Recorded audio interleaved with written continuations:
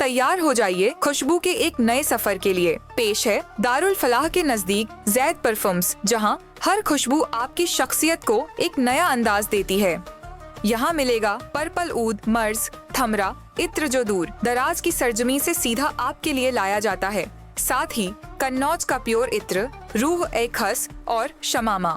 Imported perfume Lattafa, Ahmed Al Maghribi, Ajmal, Rehab, Rasasi, famous perfume CK1, Davidoff, cool water, Ferrari red and black, बिन शेक body spray जो पूरे दिन freshness बनाए रखे, और प्रीमियम बखूर और बखुरदानी जिसकी खुशबू से आपका घर महक उठे। चाहे आपकी पसंद सॉफ्टनेस हो या दमदार, जैद परफ्यूम्स हर रूह, हर अंदाज और हर मौके के लिए खास खुशबू लेकर हाजिर है।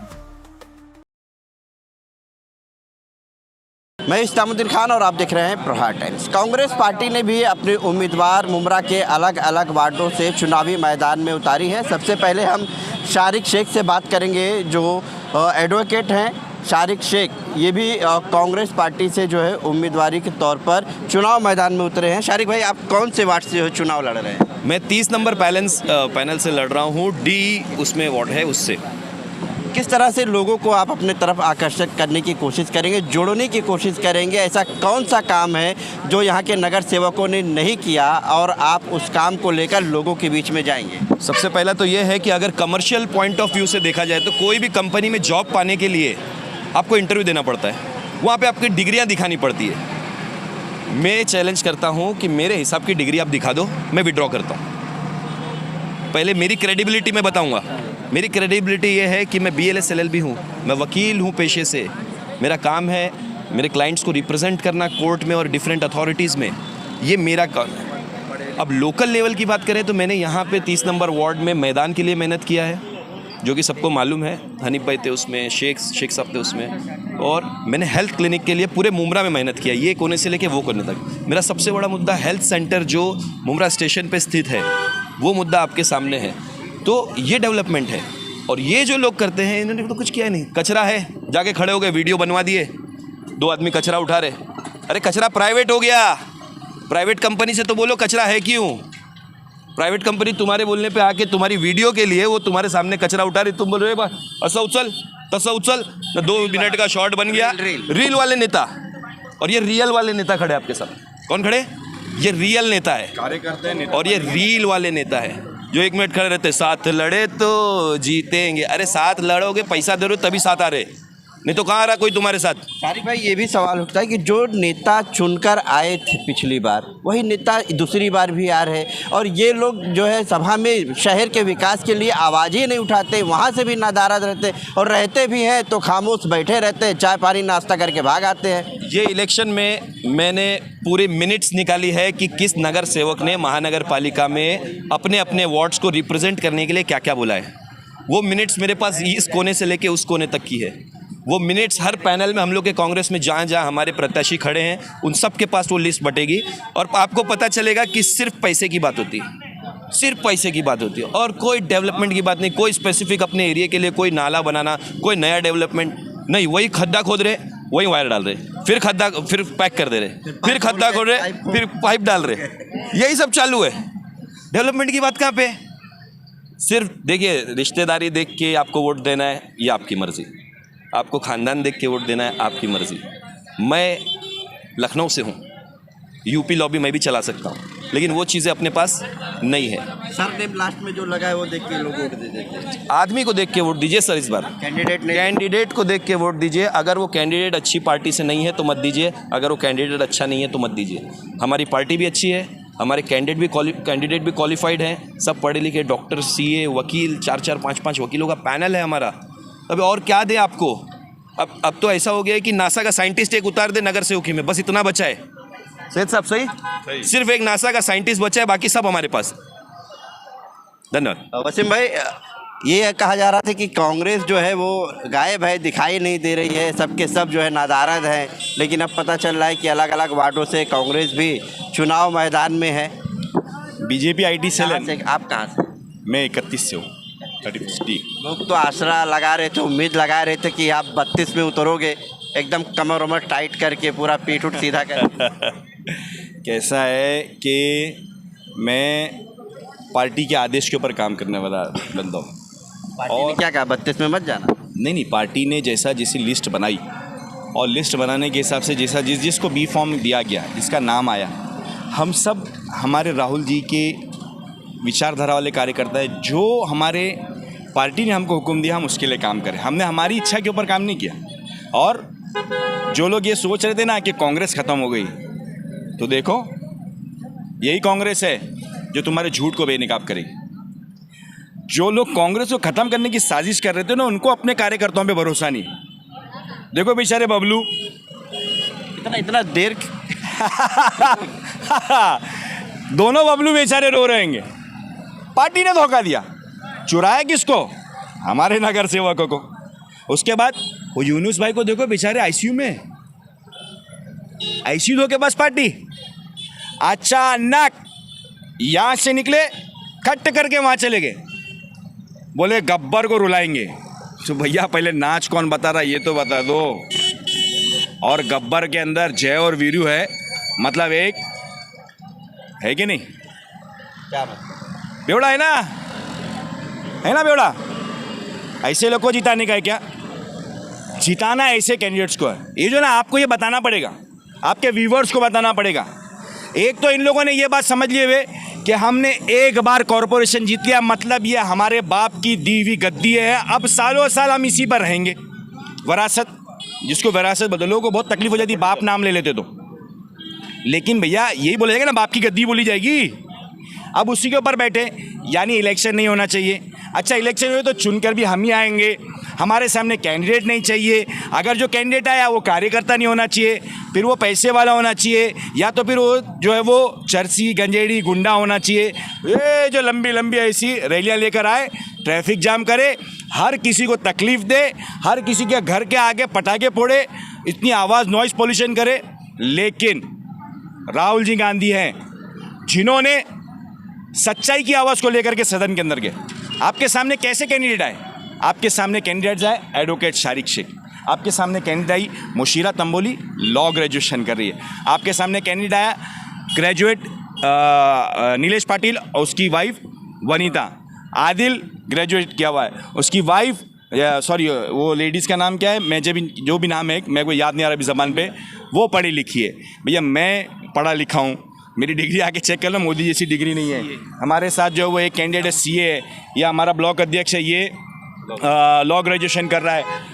हमारे पैनल के अंदर जो एडवोकेट लेडीज़ हैं अक्षया, उनका हस्बैंड भी ये यहाँ पे राहुल। आप वार्ड में जब जाएंगे तो वहाँ भी बड़े बड़े पार्टियों के जो है खड़े हुए हैं। कौन सी बड़ी पार्टी? बड़ी पार्टी कांग्रेस। कौन सी बड़ी पार्टी? बड़ी पार्टी कांग्रेस है। ठीक है, कांग्रेस भी बड़ी पार्टी है, लेकिन चोर पार्टी बराबर की पार्टियां जो बड़ी पार्टियां हैं, उनके लोग भी खड़े हैं। तो ऐसे में आप उन लोगों के बीच में किस तरह से प्रेजेंट करेंगे? क्योंकि अभी तक जो है वहाँ आप पहुँचे नहीं। अरे पहले तो बड़ी पार्टी बीजेपी है ना, बीजेपी को यहाँ पे लोगों ने धोखा दिया, जिसने भी धोखा दिया मैं उसका नाम नहीं लूंगा अभी। दूसरी पार्टी कौन सी थी जिसका उप मुख्यमंत्री अभी यहाँ पर है, तीर कमान, उसको भी धोखा दिया। तीसरी पार्टी जो चोर पार्टी है, जिसके दूसरे का सिंबल लेकर आई हुई है, वो भी अलग है। चौथी तो मतलब छोटी पार्टी है। आप देख लो, कांग्रेस ने थाना में 100 कैंडिडेट दिए और ये लोग कितने 30 के भी नीचे शायद, उसमें भी उनके फॉर्म एक्सेप्ट नहीं हो रहे। और उसके अंदर ऐसा धोखा दिया है कि उनके कार्यकर्ता आईसीयू में एडमिट है हार्ट की वजह से। तो ये बड़ी पार्टी का नहीं है। और जिस चेहरे के ऊपर चुन करके आया हुआ है ये इस पार्टी का अध्यक्ष, या जिस चेहरे के ऊपर चुन करके लोकसभा के अंदर सबके सामने गए थे, वो चेहरा राहुल जी गांधी का था, वो चेहरा सेकुलरिज्म का था, वो चेहरा उन लोगों का था जो बाबा साहब अम्बेडकर के संविधान को बचाने के लिए निकले थे। और तुम बीजेपी के साठ गांठ करके एमसीए की सीट लेते हो और यहाँ पर भी साठ गांठ करके कांग्रेस को खत्म करते हो। जवाब मिलेगा और करारा जवाब मिलेगा इंशाल्लाह। क्या नाम है आपका? तांबोली मुशीरा बिलाल। कौन से वार्ड से? 30। आप पहली बार चुनाव लड़ रही हैं, तो कैसा अनुभव आपका रहेगा? क्योंकि अभी पहली बार में है, हालांकि कांग्रेस के लोग तो आपके साथ में रहेंगे, लेकिन और भी दूसरी पार्टियों के बड़े बड़े दिग्गज वहाँ के जो है नगर सेवक हैं जो अपने आप को दिग्गज बता रहे हैं। तो ऐसे में आपका चुनावी प्रचार और क्या मुद्दे हैं? सबसे पहले तो मैं सलाम करूँगी, अस्सलाम वालेकुम। और मैं ये शुक्र अदा करती हूँ कि अल्लाह ताला ने मुझे ऐसा चुना कि मैं कांग्रेस पार्टी से लड़ रही हूँ। अल्लाह ताला ने मेरे को कुछ ऐसा सोचा होगा जो मैं कुछ कर सकूँगी। है मुद्दे तो बहुत सारे हैं, इसीलिए अल्लाह ताला ने मेरे को यहाँ पर लाकर खड़ा किए। मुद्दे तो बहुत सारे हैं, जैसे एजुकेशन है। एजुकेशन पे मुमरा में मैं खुद पढ़ाई की हूँ, मुमरा से की हूँ। इतनी दिक्कतें होती थी, पर वो अल्हम्दुलिल्लाह से सब मेहनत अपनी है, बट करने वाले अल्लाह है। तो स्कीम्स है जो गवर्नमेंट देती है वो सब हम लोग करते हैं। तो इंशाअल्लाह आप देखोगे मेरे अब्बा कहीं ना कहीं जो शहर के लोग हैं वो कह रहे थे कि नए चेहरे चाहिए, नए उम्मीदवार चाहिए, तो ऐसे ऐसे नए नए चेहरे उम्मीदवार हैं, हम लोगों को चाहिए, ऐसे लोगों को चुन। हाँ, ना सिर्फ नए चेहरे बल्कि ऐसे उम्मीदवार दिए, अक्षय जैसी एडवोकेट भी दिए हुए हैं, मुशर्रफ जैसी लॉ पहली बार खड़ी हैं, आंसू आ गए आपको। हाँ नहीं ऑफ कोर्स आएंगे, क्यों नहीं, आना भी चाहिए, इतनी बड़ी चीज़ है। एक जिम्मेदारी आई है। हाँ। नौजवान है हमारे साथ, हम नौजवानों से भी अपील करते हैं, पूरे मुमरा से अपील करते हैं, अच्छे कैंडिडेट्स को वोट दो।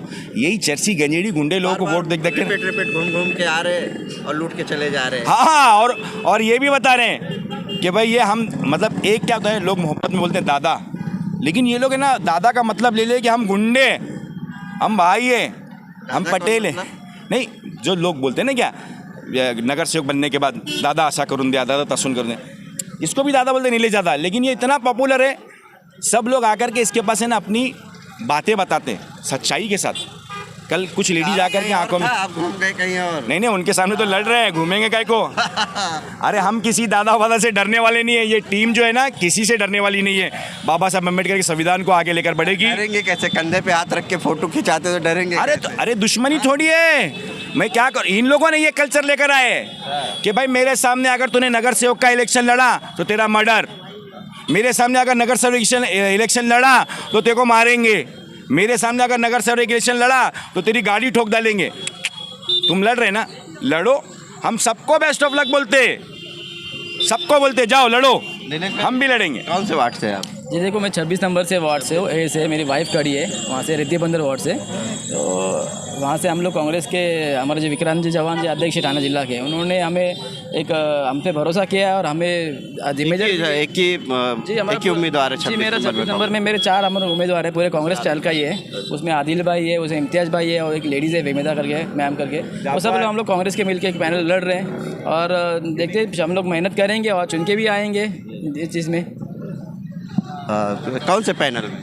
वार्ड नंबर 31 जी। 31 में तो बड़ा घमासान मचा हुआ है, एक दूसरे से रैलियाँ एकदम चल रही है, तो आप लोग कांग्रेस से मैदान में उतर गए? जी कांग्रेस से बीच दोनों यहाँ से टकराव में आप वहाँ पर कैसे अपने को देखते हैं कि किस तरह से लोगों को जोड़ेंगे अपने? देखिए, लोगों को जोड़ने तो हमने पहले से ही है। मैं खुद 2013 से फील्ड में हूँ, हमेशा मेरी सासू माँ डॉक्टर चेतना दीक्षित के साथ में रहती थी।